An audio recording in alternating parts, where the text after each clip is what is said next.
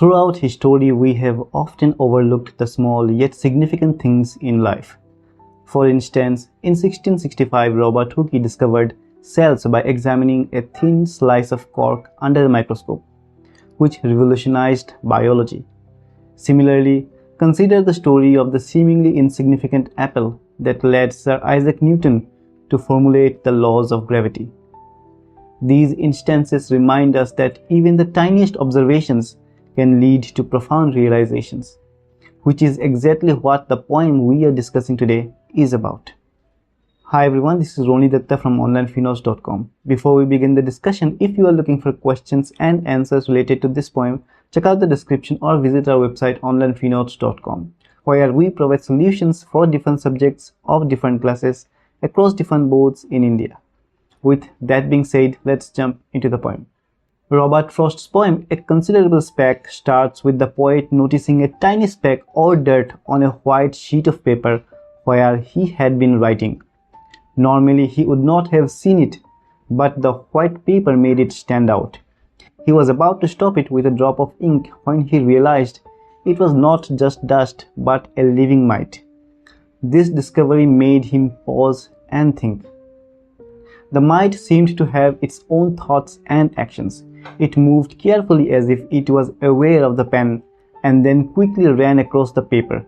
It stopped where the ink was still wet, either to drink it or smell it, but then it moved away as if it did not like it. The poet observed this and felt he was dealing with something intelligent. The mite was so small that it did not seem to have space for feet, but it must have had them as it was moving around and wanted to live. It ran in fear and cleverly tried to escape, but failed. Finally, it stopped in the middle of the paper, appearing hopeless and ready to accept whatever fate the poet would decide for it. The poet reflects on his feelings towards the mite. He admits that he does not have the overly compassionate love that tries to control everything, like some modern ideas in society. However, he felt pity for the tiny creature. Since the mite did not do any harm to the poet, he decided to let it live. He hoped that it would rest on the paper and maybe sleep. The poet connects this moment with a broader thought about intelligence. He values even the smallest sign of a thinking mind, no matter where he finds it. The poet's detailed observation of the mite's actions and his decision to spare its life reflects his appreciation for even the smallest forms of existence.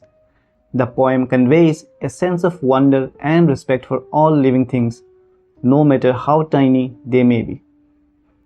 If you enjoyed this video, please give it a thumbs up and don't forget to subscribe to our channel for such videos. Do check out onlinefinotes.com, and as always, thank you for watching and I will see you in the next video.